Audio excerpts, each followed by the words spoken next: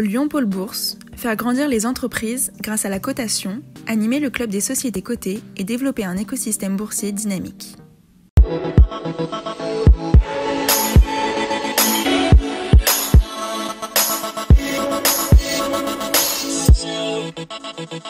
Bonjour et merci d'être fidèle au rendez-vous des entreprises régionales cotées sur lyondécideur.com.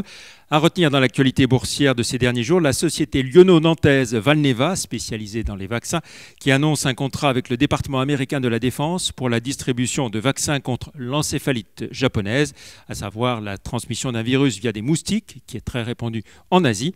En bourse, l'action Valneva à 5,11 € affiche un gain de 98% depuis le 1er janvier, de 66% en un an ou de 45% en 5 ans.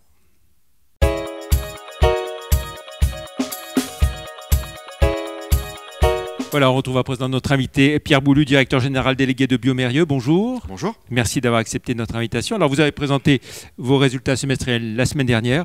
On peut le dire avec une activité très soutenue au 30 juin, liée notamment au Covid. Oui, on a montré de très bons résultats au premier semestre, avec une croissance d'un peu plus de 15% de notre chiffre d'affaires au premier semestre 2020. Effectivement très impacté par la Covid-19, puisque notre cœur de métier, c'est la fourniture de solutions de diagnostic dans les maladies infectieuses. Donc évidemment, la Covid a eu un très gros impact sur notre activité. Positif d'un côté, dans le sens où on a été capable de développer et fournir des solutions de Covid en France et dans le monde. Et puis il y a d'autres gammes qui ont plus souffert à cause du manque de patients présents dans les hôpitaux, puisque les hôpitaux étaient naturellement dédiés aux activités Covid-19, moins sur les activités de routine. Et donc cette partie-là de notre activité a baissé. Alors une croissance de plus de 15%, ça fait un chiffre d'affaires semestriel qui est pratiquement 1,5 milliard d'euros. C'est ça, un tout petit peu moins d'1,5 milliard. Ouais. Voilà. Vous l'avez évoqué bien sûr, donc d'importants investissements qui ont été faits par rapport au Covid. De quel ordre à peu près les investissements au global? On ne communique pas sur les chiffres d'investissement, mais le groupe investit une part très significative de son chiffre d'affaires, 15%, dans la recherche et développement pour apporter de nouvelles solutions de diagnostic aux maladies infectieuses. Ce qu'on a fait au premier semestre qui est assez remarquable, c'est qu'on a été capable de développer et apporter aux patients, aux cliniciens, aux professionnels de santé 3 solutions différentes de diagnostic pour la Covid-19. La première, c'est une solution moléculaire de diagnostic Covid-19 qui est disponible maintenant dans le monde entier, qui a été développée en France par les équipes françaises et qui permet dans le monde entier de mieux diagnostiquer la Covid-19. On a aussi développé des solutions qu'on appelle de tests syndromiques qui permettent, quand on a des symptômes respiratoires, d'identifier en 45 minutes plus de 20 pathogènes, dont la Covid-19, et qui du coup permet aux médecins et aux professionnels de santé d'identifier la Covid, mais si on n'a pas la Covid, d'identifier quelles autres pathologies expliquent les symptômes. Et puis en dernier lieu, on a développé également en France une solution de test qu'on appelle sérologique, qui permet d'identifier des patients qui ont développé une réponse immunitaire à la Covid-19. Donc plutôt pour des professionnels de santé et pour comprendre si les patients, les patients ont développé une résistance à la Covid. Et voilà. Alors développement à la fois en France, vous l'avez évoqué, et puis avec BioFire que vous avez racheté il y a quelques années aux États-Unis. Ouais. Donc le test syndromique que j'évoquais, il est développé à Salt Lake City aux États-Unis, et encore une fois dans un délai record, et il est maintenant fabriqué aux États-Unis et développé et fourni en France. Voilà. On va rappeler que Biomérieux, c'est une activité très internationale, à plus de 90%, hors des frontières hexagonales. Premier marché de Biomérieux, c'est les États-Unis, pratiquement 40% du chiffre d'affaires du groupe. Le deuxième marché de Biomérieux, et c'est d'ailleurs emblématique de ce qu'est la lutte contre les maladies infectieuses, c'est la Chine. Qui a un énorme marché aussi pour Biomérieux, avec une présence historique de la famille Mérieux en Chine. Et effectivement, la France vient un peu derrière. Et puis, alors, très international, mais une très forte implantation, toujours lyonnaise. Le berceau historique est toujours... le siège du groupe. Voilà. Le siège du groupe, et puis une énorme partie de nos activités de fabrication, de recherche et développement. Le centre de gravité du groupe est lyonnais, avec une très forte implication de la famille Mérieux, mais de Biomérieux dans l'écosystème lyonnais, et plus largement en France. Comment se présente globalement le deuxième semestre? Je sais que vous ne faites pas de prévision sur l'ensemble de l'année, mais on peut dire quand même que la tendance est bonne. Non, alors on ne fait pas de prévision parce qu'on a énormément de mal. On s'est parlé de l'impact de l'épidémie Covid-19 sur notre activité. Objectivement, la situation change tous les jours, pays par pays, continent par continent. Donc il est extrêmement délicat pour nous d'anticiper ce qui va se passer en octobre, en novembre de cette année. Donc c'est pour cette raison qu'on ne transmet pas de prévision. Mais effectivement, ce qu'on voit, et le premier semestre à cet égard l'illustre assez bien, avec près de 15% de croissance de notre activité, ça sera une année assez exceptionnelle pour Biomérieux. Ce qu'on n'est pas aujourd'hui capable de dire, c'est à quel point on sera capable de répéter ce type de performance dans les années qui viennent. Alors on a évoqué la progression de votre chiffre d'affaires, belle progression aussi de la rentabilité du résultat, hein, Oui. lui qui progresse de 23%. Ouais.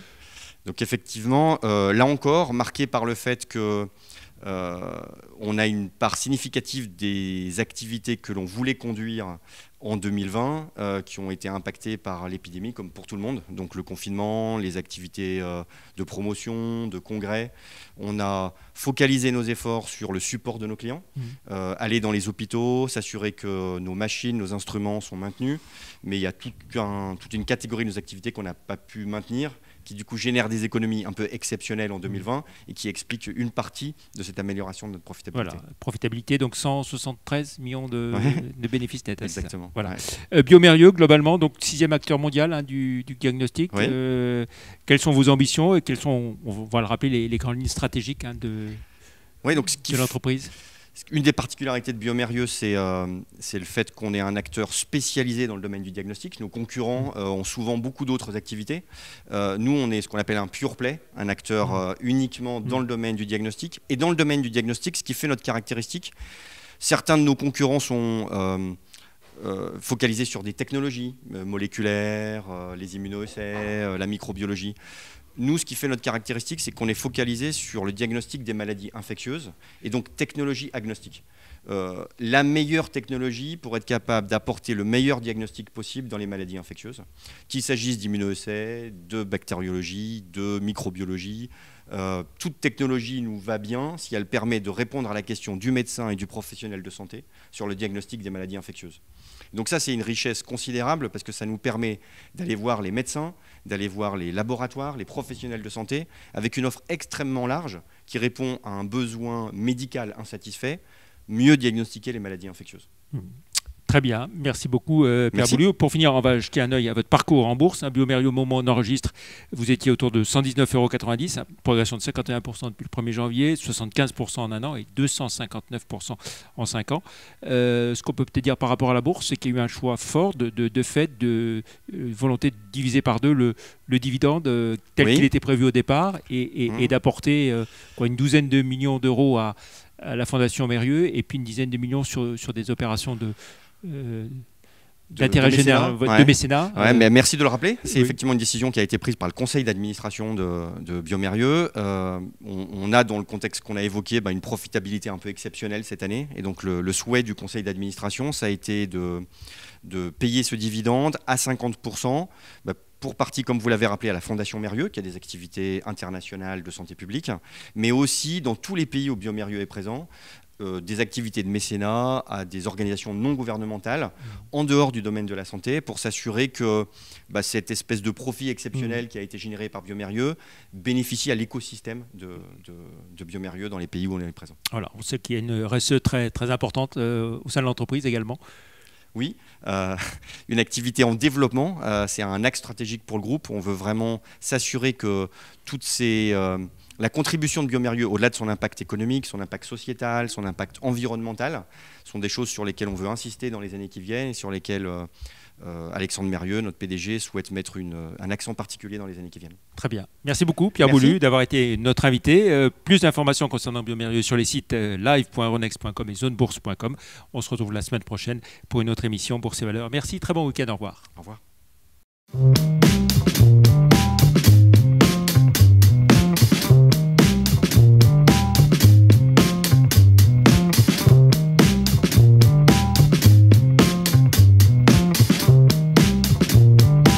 Retrouvez les enregistrements et informations de marché sur les sites de Zone Bourse et d'Euronext.